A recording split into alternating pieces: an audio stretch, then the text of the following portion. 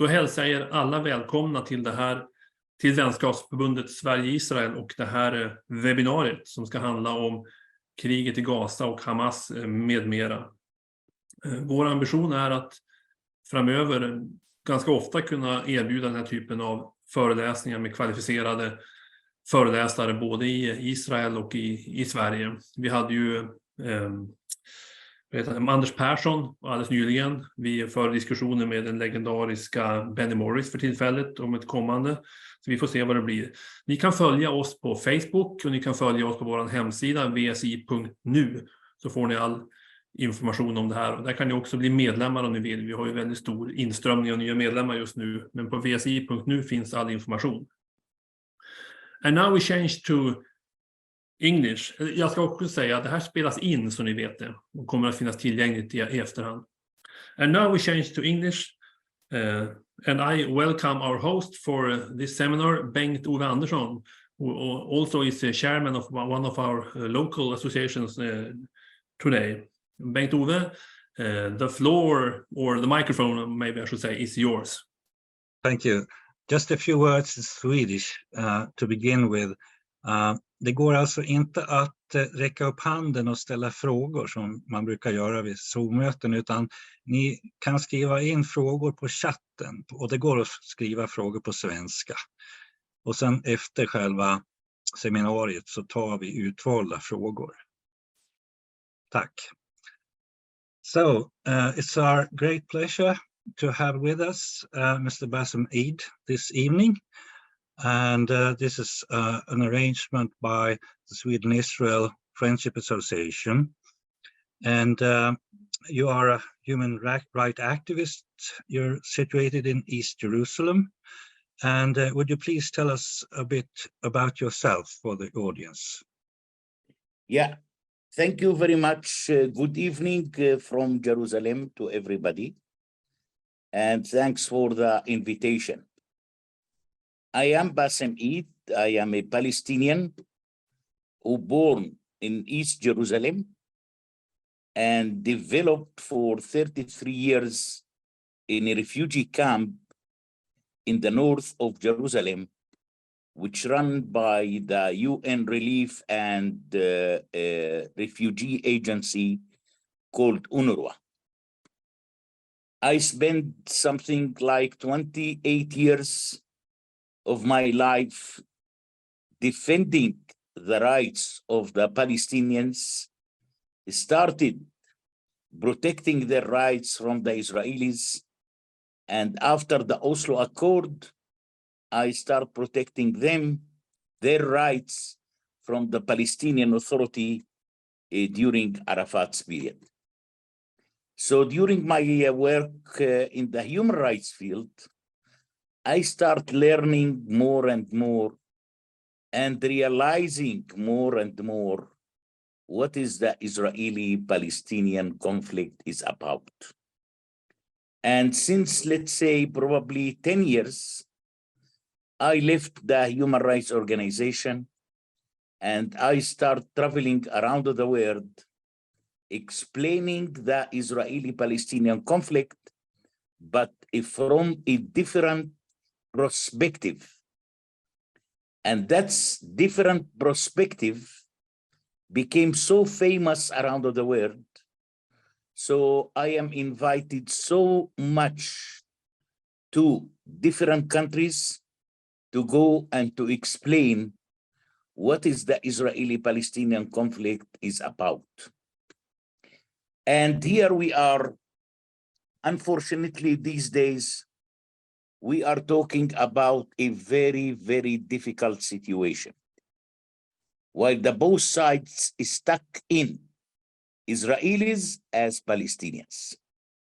As you might know, since 2007, the Gaza Strip has been occupied by the Hamas organization. And the Hamas since that time, which is around 16 years ago, using their 2 million civilians in Gaza as a human shield.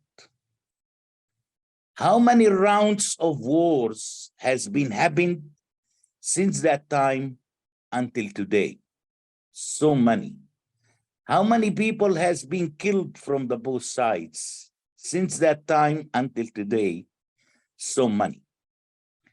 So we wake up on the October 7th in Shabbat morning, and we heard about the massacre that the Hamas committed in the south of Israel against civilians, children, women, elder people, young people, capturing them and running with them inside the Gaza Strip.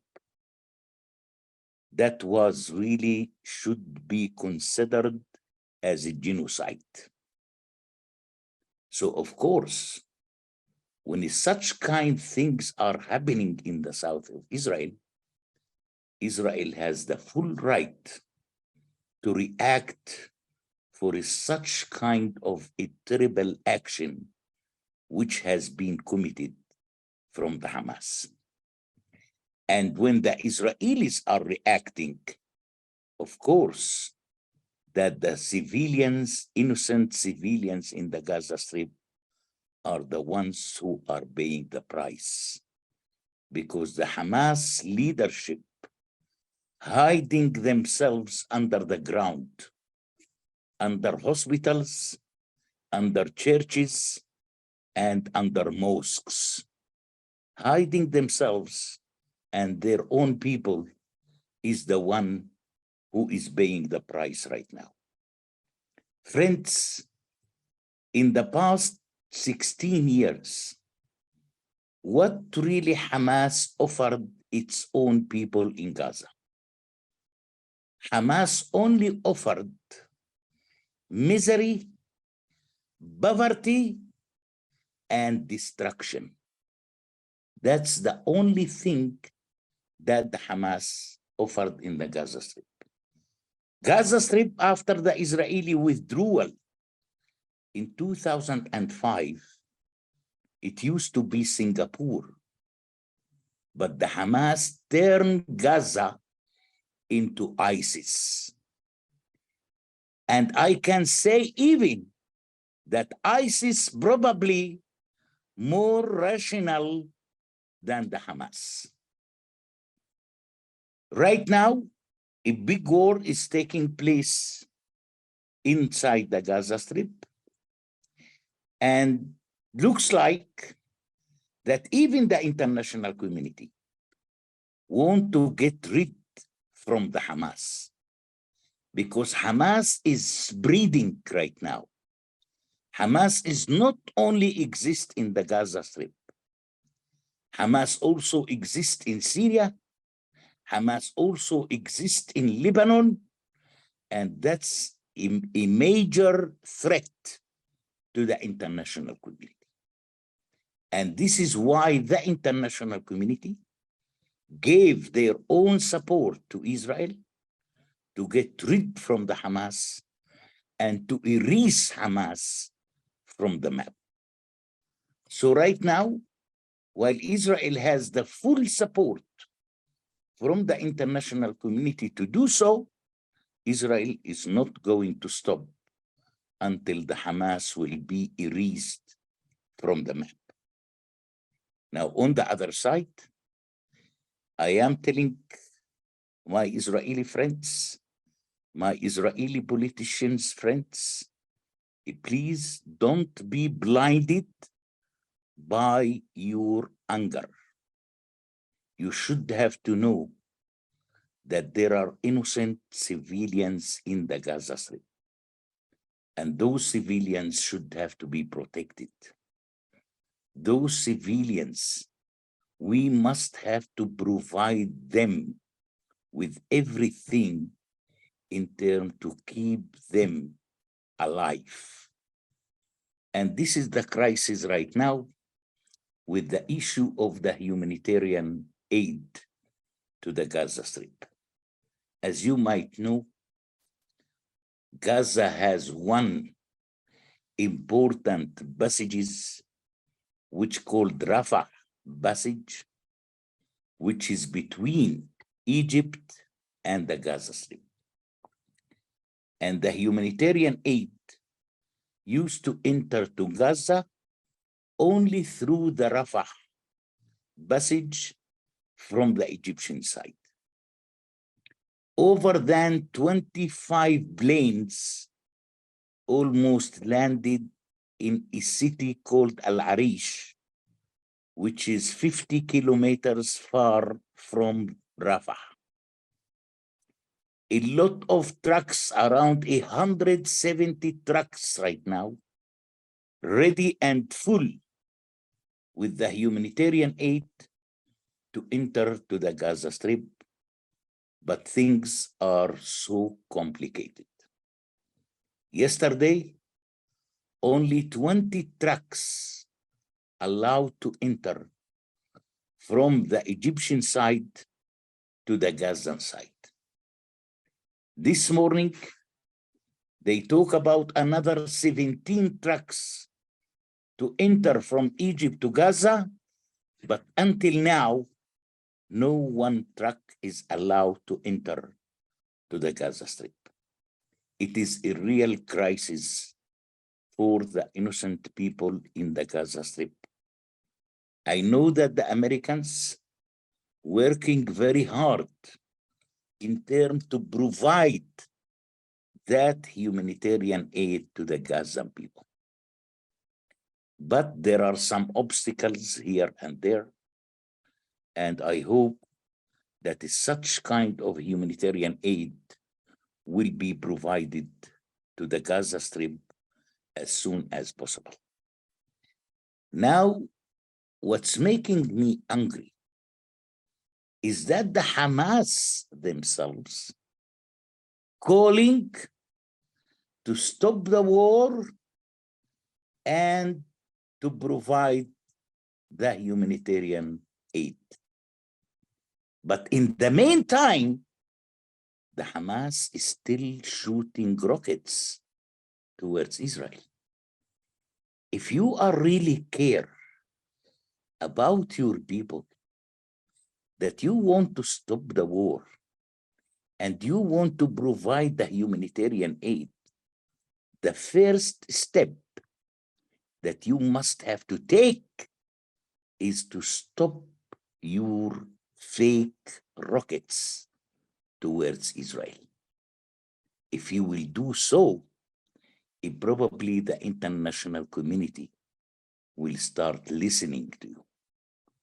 But while you are calling to stop the war and to provide the humanitarian aid, while you are still shooting rockets, I don't believe that anyone is going to hear you. So the major problem right now, in my opinion, and the all bloodshed which took place inside the Gaza Strip, Hamas is the only one responsible on it. No any other one responsible.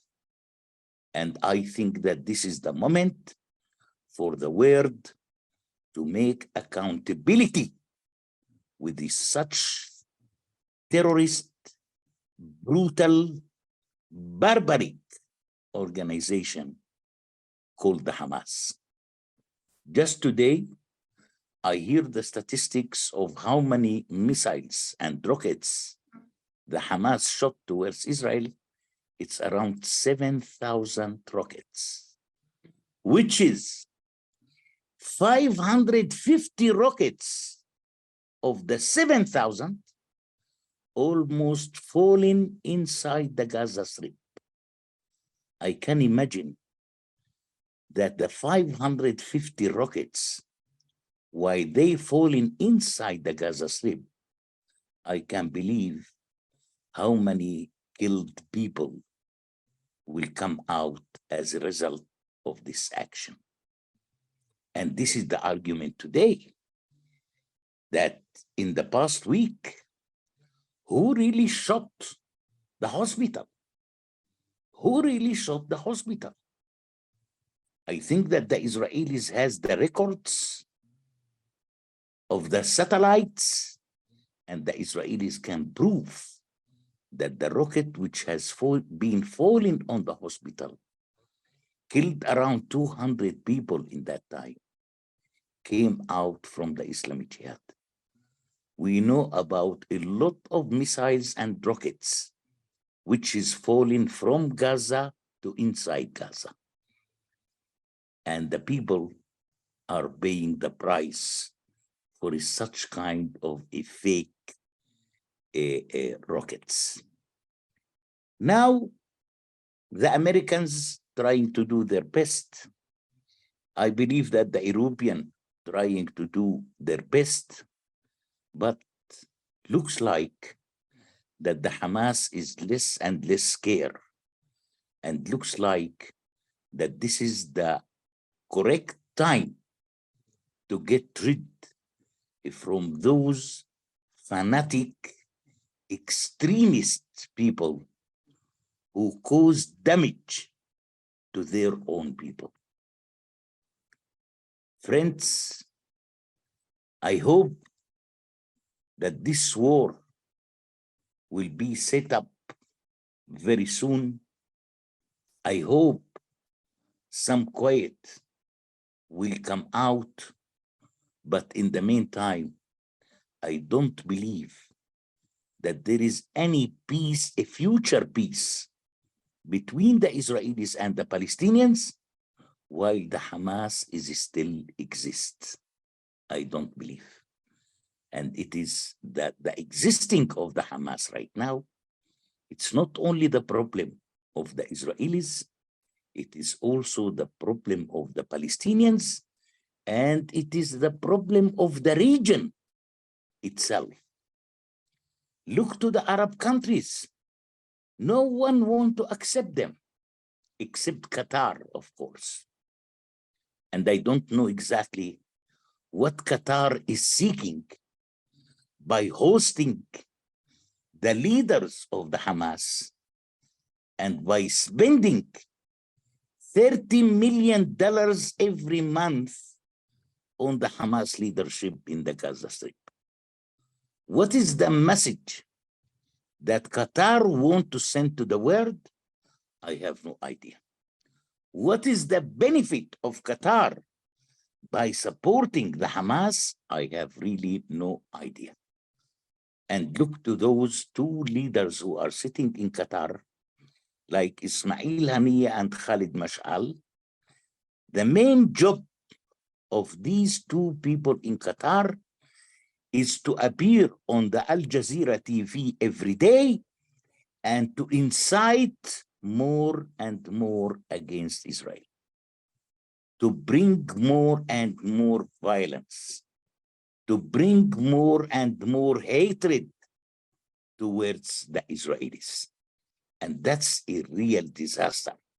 That's a real disaster. Till when we can live under such kind of situation? You know, I am already 65 years old. And what I remember in my life is only wars, wars, wars, wars. I never felt that I am really living in any kind of peace or any kind of security. We are moving from one violent round to another violent round. This is unfortunately how things become since 67 until these days. Now, the major problem here that the Arab world is not trying to take any measures here against the Hamas. We saw the summit, the called Peace Summit in Cairo yesterday. No one of the Arabs condemned the brutal and barbaric action of the Hamas, which has been taken on October 7 against the Jewish civilians. All of them talking about the ceasefire, all of them talking about how to stop the war, all of them talking about how to provide the humanitarian aid. But in the meantime, we didn't hear any kind of condemnation from them towards what the Hamas really did. Even the Palestinian president, Mahmoud Abbas, he didn't until today condemn what the Hamas really did in the south of Israel on October 7th. And that's really very sad. I think that massacre is a massacre. Massacre never ever been considered as a victory. And this is my really anger here, that on Saturday, when the massacre happened in the south of Israel, I heard on the news that there are some thugs and gangsters in Sweden celebrating the massacre, dancing on it, considering it as a Palestinian victory. So if massacres will start be considering as victories in the 21st century, that's the end of humanity. I think that those gangsters, especially in Europe, should have to calm down and not to be involved in anything. Right now, that they switch from dancing on the massacre by became so angry on Gaza and what is going on in Gaza. I must have to tell them, shut up and keep far away from the Israeli-Palestinian conflict. This conflict will never ever be solved unless the two sides will be in a tribe, which is the Israelis and the Palestinians. No one around the world can be involved in any kind of solution of this conflict. This conflict is between two sides, and it must have been solved between the same two sides without the intervention of anybody around the world. So those who are trying to dance sometimes and to cry sometimes and to shout sometimes, I must have to tell them, shut up and keep away from what you are doing. You are just causing damage, and you are creating more and more obstacles towards any future peace between the Israelis and the Palestinians. I will stop here and open the floor for the audience to ask me questions. Thank you very much. Thank you so much, Mr. Eid. And there are certainly questions coming in, and I will choose among them. Yes, and please. Pass them on to you. One question here: if Hamas is erased as you want, what should happen next in Gaza? See, I believe that if the Hamas will be erased from the map, I believe that there are so many plans how to manage Gaza. In my opinion, most of the international community right now looking to the Palestinian Authority as the most legitimate representative to the Palestinian people, not the Hamas, not the Islamic Jihad, not any other political party. And I believe that the international community will start making the Palestinian Authority stronger and stronger. And I believe that the Gaza Strip used to be under the authority of the Palestinian Authority if we will be able to erase Hamas from the map. Let us wish, first of all, to get rid from the Hamas organization and all of these fanatic extremist organizations like the Islamic Jihad. And after we will get rid from those people, then we will have enough peace time to think about the future of the Gaza Strip. Thank you. Thank Another you. question here. Yeah. Exactly what influence does Israel have on the border between Egypt and Gaza and the opening in Rafah?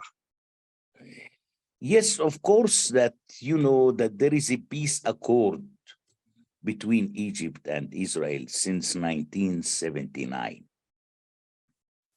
And when Israel withdrew from the Gaza Strip in 2005, they have a specific coordination towards the Rafah passage, which means that anything happening on the Rafah passage should have to be coordinated between the Israeli government and the Egyptian government. And this is how things are working these days. Now, of course, Israel has influence because Israel, in the meantime, they don't want to see those trucks who claim that they are carrying humanitarian aid and to have explosions inside. This is very important. This is very important. And I think that Israel very careful about this issue, but I think that Israel recently with the Americans find tools how to search these cars and how to make sure that no explosions and no weapon will be entered to Gaza through Egypt. So this is probably one of the major problems right now by entering the humanitarian aid to the Gaza Strip, that Israel is seeking a very restricted control on those cars who are entering Gaza with the humanitarian aid. Thank you. You commented on the pro-Hamas rallies that are going on across the world, also in our country, Sweden. It seems that they are really celebrating the killing of Jews. And of course, they are an obstacle to peace, but it seems that they don't want peace in the first place. They don't want a two-state solution. They want to annihilate Israel. Your comments, please. Yes, I totally agree with you. I don't think that these are a peaceful people. While you are celebrating a massacre, how I can consider you as a peace man or a peace initiative? I think that those people, as I said, causing damage to the conflict, and these people are creating obstacles towards any future peace between the Israelis and the Palestinians. Some gangsters and thugs that they used to be jobless and they found a job forever because they know that this conflict is unsolvable conflict. You know, I am traveling a lot to the campuses in the United States, and I am meeting those people face to face. Sometimes they are coming, you know, to watch my lectures over there. I never ever allow them to ask me one question. And in many cases, I used to kick them out of the class over there because I told them, your existing here is not to learn, not to understand, not to ask questions. Your existing here is just to disturb me. You don't want me to speak as a Palestinian. You want to speak on behalf of myself. And whom authorized those people to speak on behalf of the Palestinian people? Whom authorized them? Whom authorized them?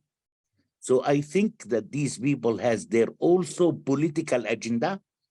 I think that these people are also members of ISIS. And I think each country around the world should have to start taking care of them and to try to limit more and more restrictions on their movement, because these people, I am considering them as the future terrorists of the international community. Thank you. In your view, is Israel justified in taking out Hamas once and for all, notwithstanding the fact that there will be many lives lost in Gaza also? Yes, I am quite sure that tens of thousands of civilians will lose their life. No doubt about it. This is a very hard war. And I think that this question has been asked by one of the journalists to the president of the United States, Joe Biden. And Joe Biden answered very clearly by saying that tens of thousands are going to lose their lives. You know why they are going to use their lives? Because the Hamas using them as a human shield. Hamas is trying to hide themselves behind those civilians. Hamas trying to hide their rockets behind those civilians. I used to say, you know, once that Israel is using its rockets to protect its people, but the Hamas using his people to protect his rockets. This is a huge difference, friends. And while the Hamas using their people to protect his rockets, I'm quite sure that more and more deaths we are going to see in the coming few days in the Gaza Strip. Thank you. What would you say about how deep are the sympathies for Hamas in the common Arab or Palestinian, not only counting Gaza? Yeah. See, I read an article yesterday, 2 days ago, on the CNN website, which has been written by a Palestinian woman who born in Gaza, and she immigrated with her family to Canada. And in the article, she said, of course, that she still has relatives, you know, in the Gaza Strip. In the article, she said how much people really hate the Hamas in the Gaza Strip. I totally agree with her. I have some friends in Gaza that I am talking with them from time to time, and people just waiting for opportunity to flee from Gaza and to immigrate to another country.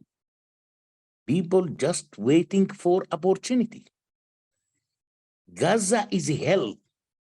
It's not paradise, it's a hell. And I don't think that there is a human being, one around the world, who accept to live under a hell. I don't believe. So people are, in the meantime, are very scared, and they couldn't speak. Otherwise, these people will be killed by the Hamas themselves. Now, if we look to the West Bank, still the West Bank can be considered as a very quiet place. We didn't see that huge demonstrations against what is going on in Gaza, which means that the people in the West Bank start realizing that what the Hamas did on the October 7 is something not acceptable at all. To kill children and women and to capture old women to take them to Gaza, this is not the principles of Islam. At all not. Now, on the other side, look to the Israeli Arabs, by the way. So quiet. We didn't hear one demonstration in the Israeli Arabs, among the Israeli Arabs inside Israel. We remember, you know, in the past, there used to be a lot of demonstrations by the Israeli Arabs in Israel against what is going on in Gaza. But I think what the Hamas did on the October 7th makes people more and more angry on them. Thank you. Iran has been for many years been waging war against Israel by their proxies, Hamas and Hezbollah. What is your view about possible Iranian or even Russian involvement in what happened on October 7th? I mean, Russia does have an interest in opening a second front in the Middle East. Yeah. See, let us talk first about Iran. I think if the war, and this is what the foreign minister of Iran said in Oman in the Gulf yesterday, he said that while this war will continue, we are not going to be involved directly,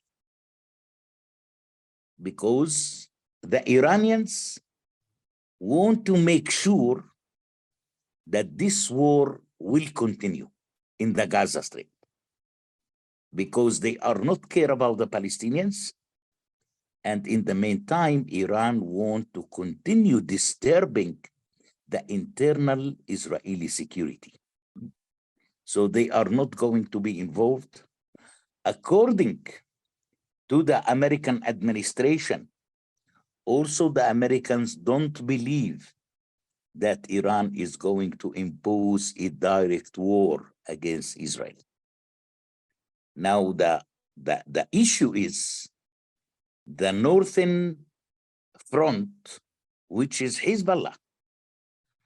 Hezbollah looks like that he wants to save his face in front of the Hamas.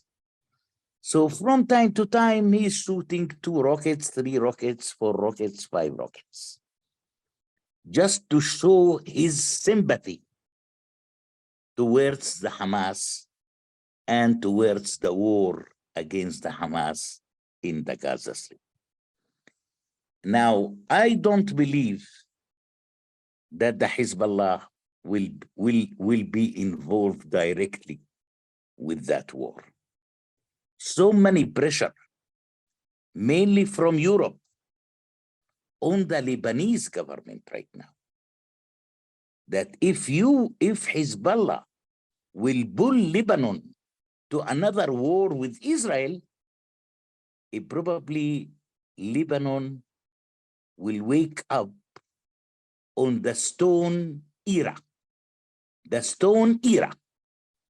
which means nothing will be in Lebanon and nothing will remain in Lebanon.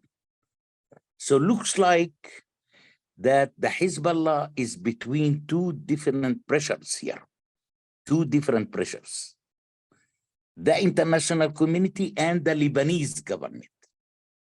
Let's hope that Hezbollah will continue being quiet.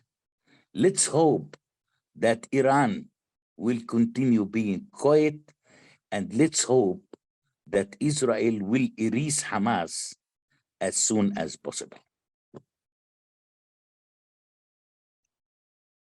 Thank you. Would you comment on Russia?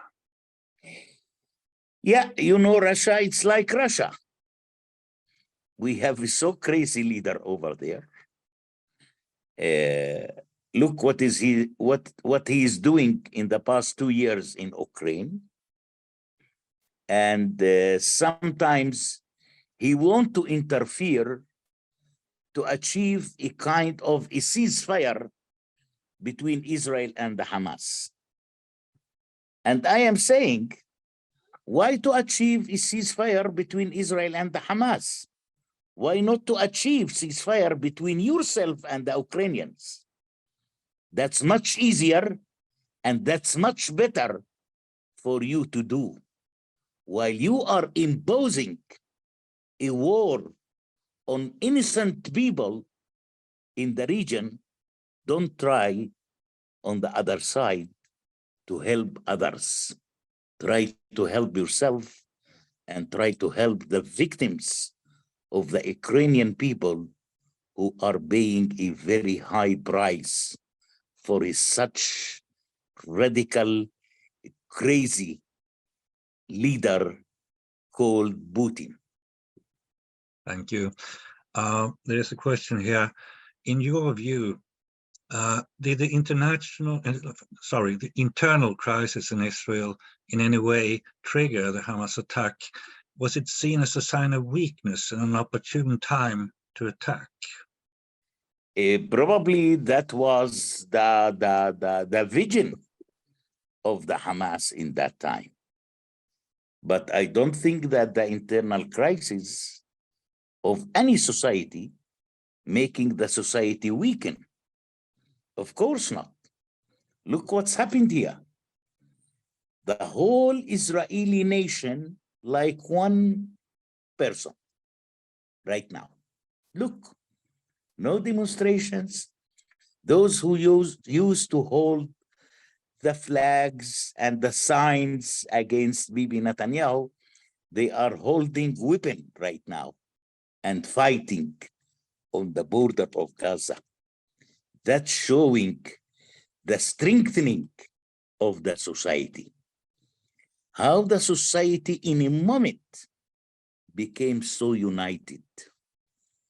We remember those pilots who were on strike and they don't want to join any kind of operation.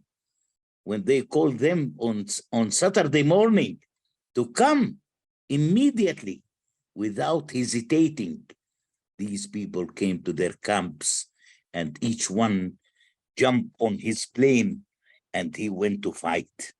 I think that while we think that Israel is weak, looks like that Israel become more and more strong. And probably that was the biggest mistake of the Hamas on what they did on the 7th of October. They thought that Israel is weakened, but I think that the Hamas incident makes Israel so strong. Thank you. There's also a question about the, should we say, brainwashing that has been going on for many years, where hatred of Jews is being taught to little children via school books that are financed by the UNRWA. Isn't this a very, very big problem for any prospects for a future peace? I totally agree with you. I am a person who used to say that the UN became a part of the conflict rather than a part of the solution. And I think that the textbooks of the UN is horrible. I read them, I know about them, I talk about them. I met with a congressman in the Capitol Hill in Washington, and I told them about the incitement which exists in the textbooks of the United Nations in the Palestinian schools in Gaza and in the West Bank. Unfortunately, this is the fact. And unfortunately, no one wants to make any changes here. Don't forget that the biggest supporters to UNRWA is Europe. And I think Europe and the EU should have to make their own accountability with UNRWA towards the textbooks that they are teaching in the Palestinian schools. Otherwise, no one can change that at all. Thank you. It seems we're about running out of time. Yes. What do you say, Ulf? Should we round off this meeting right now? Yes, we have said for that we should. The meeting was planned for 45 minutes, so we can. If you don't have, so one very interesting question. If I can make one short last one about Saudi Arabia and the agreement that was debated between Israel and Saudi Arabia, and a lot of people in Sweden say that that was triggered this conflict to stop peace between Israel and Saudi Arabia. Is there anything true in that? See, I am not that optimistic person that normalization between Israel and Saudi Arabia will solve the conflict. I am not really so optimistic. Sometimes people said that if peace will take place between Palestinians and Israelis, all the conflicts around the world will be solved. I don't believe so. I don't believe so. I think still there are extremists and gangsters on the both sides. While we have such kind of extremism on the both sides, I don't believe that any peace can take place between the Israelis and the Palestinians. But on the other side, as a person, I am welcoming any kind of normalization between any other Arab country and in Israel. I think that normalization between Arabs and Israel, that's probably will help in a future peace between the Israelis and the Palestinians. Okay, thank you very much. And I thank you for a very interesting evening. Thank you. Thank you. It's a pleasure. It's a pleasure. Thank you. Thank you also Bengt-Ove for your hosting. Thank you. All the meeting. best. Yeah, Thank you. And look forward to hearing you again. Thank you. Thank you. All the best. All the best. Bye-bye. Bye-bye. Bye-bye. And now Bye-bye. turn over to Swedish for, you can leave if you want to, Bassem. I turn over. Thank you. Thank you. Thank you. Thank you.